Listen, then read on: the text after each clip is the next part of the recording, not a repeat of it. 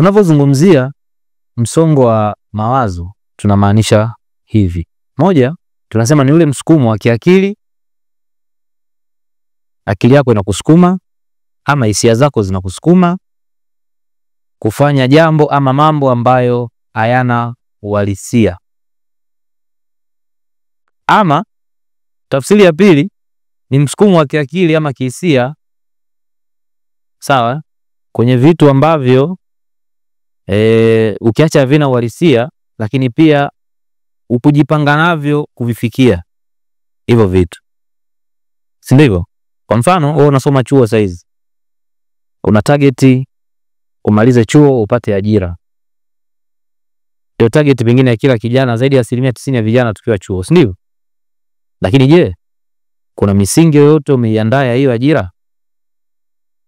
Kwa maana kwamba kuwa na zile C3: connection, communication na collaboration. Unazo kwa watu, kwa kila mtu unayekutana naye? Ama wakasema pia watafiti kwamba msongo wa mawazo inawezekana ni ile hali ya mood kubadilika. Mtu kuwa na ile hali ya mood kubadilika. Kuna siku anaweza kaamka yuko na furaha sana na hana sababu ya kuwa na hiyo furaha. Kuna siku anaweza kaamka akawa na huzuni sana na hana sababu ya kuwa na huzuni. Si ndivyo? Lakini kwa nini anafanya vile? Kuna mtu anaweza akawa na furaha na anafurahia kabisa, mnamuona, lakini kumbe kwa sababu anaficha kitu ambacho kinamsumbua wapi? Kwenye akili yake. Kwa hiyo kuonesha tabasamu lake ama furaha yake kwenu kinamfanya au kinafanya nyinyi msijue anasumbuliwa na nini, lakini kichwani kuna vitu vingi vinazunguka kiasi kwamba hawezi kuvizungumza. Na watu tunasema katika maisha ya sisi vijana, kila kijana ana zile kurasa katika kitabu chake ambazo hata akizisoma kwa sauti hakuna binadamu anaweza kumuelewa. Ndivyo? Ndio maana asilimia kubwa tunaamua kuchukua zile kurasa zetu tunasoma wenyewe tukiwa tumejifungia na kulia kwa uchungu sana. Ndivyo? Zipo hizo kurasa.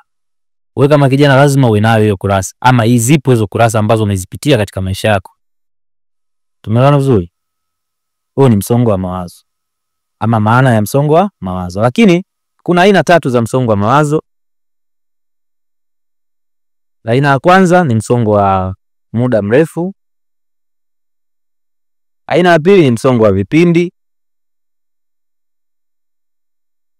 Lakini pia aina ya 3 ni msongo wa sio wa muda, yani wa muda mfupi, yani wakati. Tukianza na msongo wa vipindi. Msongo wa vipindi ni vile mtu umeweka target, malengo, kwamba mimi nategemea na naenda kufanya mitihani, si mnaita UE, si ndivyo? Naenda kufanya mitihani. Target yangu kwenye mtihani labda nipate GPA ya 5. Ndio lengo, si ndivyo? Baada ya kufanya ule mtihani, sasa wakati unasubiri matokeo, pale katikati kile kipindi lazima upitieni ni msongo wa mawazo. Unafikiria kwa jinsi lile pepa lilivyokuwa kweli natoka na hiyo 5. Unanielewa? Unawaza. Lakini baada ya matokeo kutoka, hizo umeipata hiyo 5, umeikosa hiyo 5, ule msongo unaisha ama unafanyaje? Unapona kabisa. Tunaelewa, uzuri wake ni wa muda mfupi, tuna kipindi fulani. Lakini aina ya pili, msongo wa kati ama msongo wa muda mfupi, ni zile hali ama situation ambazo zinahitaji utatuzi wa haraka na kwa muda mfupi ambazo wewe umezipangilia. Mfano, unadaiwa ada hapa chuo. Jumatatu ni mtihani. Na viongozi ama mamlaka za chuo zimetangaza kwamba usipolipa hiyo ada uingie kwenye nini? Chumba cha mtihani. Kwa hiyo ni kitu cha muda mfupi kwa sababu leo ni Jumapili, kesho ni Jumatatu ndio mtihani, sina ada. Si ndio? Lakini kwa nini muda mfupi? Kwa sababu inapofika kesho Jumatatu unaweza ukasogea mpaka mlangoni, wenye mamlaka wakakuonea huruma ukafaje? Ukaingia ukafanya mtihani. Tofauti na aina ya 3 ya msongo wa mawazo ambao ni msongo wa muda mrefu. Msongo wa muda mrefu ni kwamba moja inatokana na matukio ambayo mtu toka akiwa mtoto aliyapitia katika ukuaji wake. Yaani kuna tukio ambalo umepitia huwezi kulisahau. Sasa ile tukio linavyokuja kujirudia ukubwani, unaona ni shida ile ile mwisho wa siku unapata nini? Msongo wa mawazo. Kwa mfano kama binti alifanyiwa ukatili akiwa mtoto, si ndivyo? Labda alibakwa akiwa mtoto. Tujalia amebakwa akiwa mtoto. Huyu binti akija kuwa mkubwa, akikutana na kijana hata kama ana nia njema, sawa, lakini labda yale mazingira aliyobakwa yanafanania kabisa na mazingira yale kijana alipokaa naye ama alipomuita, lazima akili zake isifaje? Itakuwa triggered kwamba atahisi naweza nikabakwa tena. Umeelewa? Hiyo ni aina msongo wa muda mrefu. Na hii sasa ndio watu wengi inawapelekea, ndio unakuta wanaenda kulazwa, wanapelekwa hospitalini kutumia zile dawa za kupunguza kichaa. Sawa? Zile antipsychotic. Ndio maana kila kijana zaidi ya 70% ya vijana lazima katika maisha yake yote apitie situation ya msongo wa mawazo.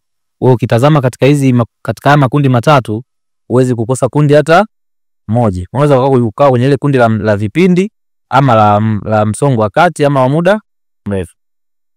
Kuna muda leo tukawalaumu vijana wenzetu wakiwa chuo labda wanajitenga na nini, si ndivyo? Lakini huwezi jua katika makuzi yake alipitia situation gani ambayo imemjengea mazingira ya kujitenga. Tumeona? Yes. Kuna mtu mmoja akasema ni vizuri kama una rafiki yako, hakikisha kila siku asubuhi unamjulia hali.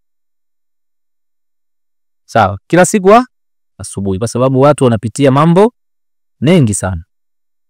Huwezi jua asubuhi kamkaje. Unaweza kukuta kanyonga, unaweza kukuta akafanya kitu cha ajabu, si ndivyo? Na dalili za msongo wa mawazo ni zifuatazo. Moja, dalili kubwa kabisa kukosa usingizi, si ndivyo? Huwezi kulala ukiwa na msongo wa mawazo, utakosa usingizi. Pili, mwili kuchoka, kwa sababu ubongo unatumia energy ya kutosha kufikiri na kuchanganua. Kwa watu asubuhi kiamka tunaona unakuwa umechoka vibaya mno, si ndivyo? Lakini pia unashindwa kuconcentrate na kitu kimoja. Yaani huwezi kuwa na concentration, hata mwalimu akiwa anafundisha hapa huwezi kuwa na concentration. Utamuona tunaona anaongea kitu gani, yani akili haipo pale. Tumeelewana? Lakini pia dalili nyingine, unakuwa unapupia mambo. Target wewe upate milioni 100 lakini huna mpango wa kupata milioni 100. Si ndivyo? Sasa unaanza kufikiria hapa nini, nitumie njia gani? Kama utabeti, masu utaenda huku, masu niuze pombe, masu nifanye vitu gani? Masu, yani vitu kibao vya ajabu utajikuta unafanya ili ufanye ufikie ile target. Sasa nini kifanyike tusaidizane hapo tusipate msongo wa mawazo? Moja, wataalamu wakashauri, jiwekee malengo ambayo yanauhalisia. Mipango ambayo yenye uhalisia. Yani hichi kitu ninachokiweka kina uhalisia. Nataka kweli nifanye biashara nifikie kiwango fulani cha pesa. Je, hii biashara itanifikisha pale kweli kwenye hichi kiwango? Si ndivyo? Lakini je, unataka ufaulu upate GPA ya 5. Maandalizi yangu yana reflect GPA ya 5 au bora nifaulu nimalize tu chuo niondoke? Ili kwa sababu baadaye isije kukutesa. Tunaona vizuri? Namna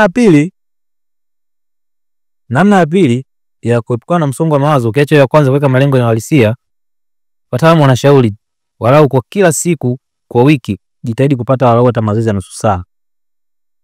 Fanya mazoezi walau ya nusu saa, hata kwa kutembea tu. Unajua kutembea kuna hekima zake.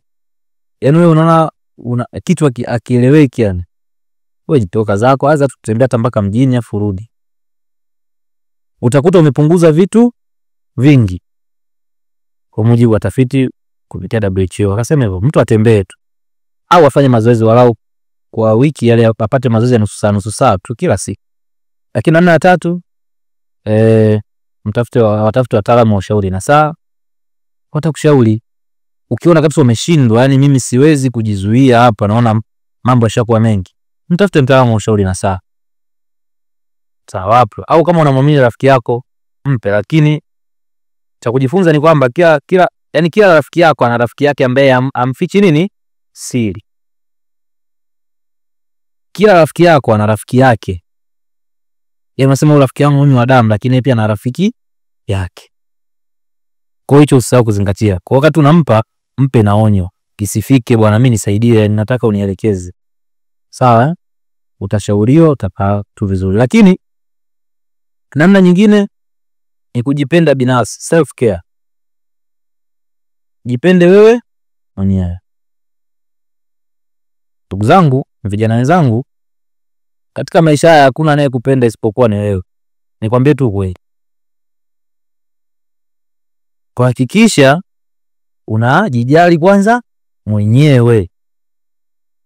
Tumeona vizuri? Tumeona vizuri. Najua watu tunasoma chuo, tuna majukumu pengine kusaidia na familia zinazotuzunguka, si ndivyo? Lakini unashauriwa usisaidie ndugu zako kutokana na nini? Na mahitaji yao.